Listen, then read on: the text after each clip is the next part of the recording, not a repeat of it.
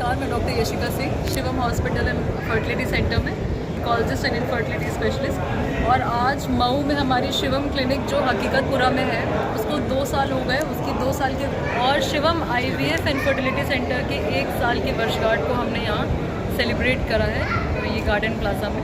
तो पिछले साल से इस साल में क्या फ़र्क आपने पाया? 1 साल में क्या क्या बदलाव दिखा आपको? 1 साल में हमारे IVF सेंटर में हमने पूरी कोशिश की है कि जितने ज़्यादा से ज़्यादा निसंतान दंपतियों को हम संतान का सुख दे सकें, वो हमारी पूरी कोशिश रही है। और ऐसे सैकड़ों हज़ारों दंपति रहे हैं जिनको IVF या फिर दवाओं के थ्रू हमने उनकी सुख की गोद भरी है और उनके घर में खुशहाली चाहिए। 1 साल में कोई कठिनाई भी आपको झेलनी पड़ी या कोई ऐसा क्रिटिकल केस जहाँ पर आपको थोड़ा घबराहट हुई हो?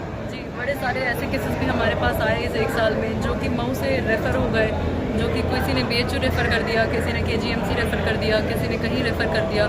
बट हमने थोड़ा रिस्क लेके मरीज़ों की सुविधा का ध्यान रखते हुए और अपनी पूरी जद्दोजहद से उनको बचाया और बाहर जाने का खर्चा, बाहर जाने की तकलीफ़ वो नहीं झेले और यहाँ पे स्वस्थ होकर वापस कर गए।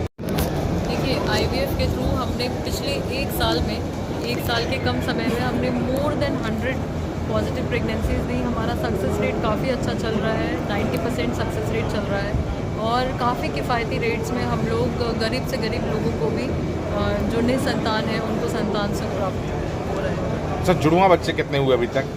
जुड़वा बच्चे तो काफ़ी ज़्यादा हुए हैं, क्योंकि IVF में सिंगल प्रेगनेंसी से ज़्यादा ट्विन प्रेगनेंसी के चांसेस रहते हैं। और काफ़ी ऐसे हमारे पेशेंट्स हैं जो 2 बच्चे अपने, दोनों झोली उनकी भरी रहती है और मम्मी पापा दोनों एक एक बच्चा लेकर जाते हैं, तो मैक्सिमम 60% हमारे ट्विन प्रेगनेंसीज रहे हैं। IVF के माध्यम से जो बच्चे होते हैं वो पूरी तरह स्वस्थ होते हैं नॉर्मल बच्चों?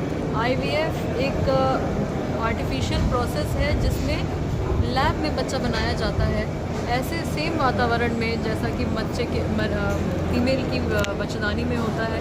लेकिन इसका मतलब बिल्कुल ये नहीं कि वो आर्टिफिशियल बच्चा होता है। वो स्पर्म और यहाँ जो फेलोपियन ट्यूब में जो फर्टिलाइज होता है उसको हम लोग लैब में ऐसे वातावरण में फर्टिलाइज करते हैं जैसा कि फेलोपियन ट्यूब में होता है। तो बच्चे बिल्कुल नेचुरल होते हैं, उनमें कोई बनावटी नुक्स नहीं होते हैं। जितनी नॉर्मल प्रेगनेंसी में किसी भी कॉम्प्लिकेशन के चांसेस होते हैं, IVF में बिल्कुल उतने ही चांसेस होते हैं। And IVF baby is as good as a normal baby. अपना क्या आपका एक्सपीरियंस रहा? 8 महीने में मेरे ICU में लगभग 3 से 350, एक्चुअली 350 बच्चे मैंने सही किए हैं अभी तक। और मैं कोशिश ये करता हूँ किसी बच्चों को एक भी दिन एक्स्ट्रा ना रखना पड़े। लेकिन वही है कि बहुत बार मतलब थोड़ा रखना ही पड़ता है और बच्चे, लेकिन हम मेरे पास ज़्यादातर ठीक होकर ही जाते हैं। और शुरुआत का समय तो बहुत ही मुश्किल भरा रहा, क्योंकि मेरे स्टाफ लोग उतने, मेरे पास ट्रेंड स्टाफ नहीं थे, खुद से ही सब कुछ करना पड़ता था। लेकिन अब चीज़ें और बेहतर होती जा रही हैं और हमारा आउटकम बहुत ही ज़्यादा अच्छा हो गया है। अब हमारे ICU में 800 ग्राम तक के भी 4-5 बच्चे अच्छे होके चले गए, अच्छे होके अपने घर चले गए। और हम अब आगे वेंटिलेटर को भी हम लोग एडवांस वेंटिलेशन स्टार्ट करने का प्लान कर रहे हैं।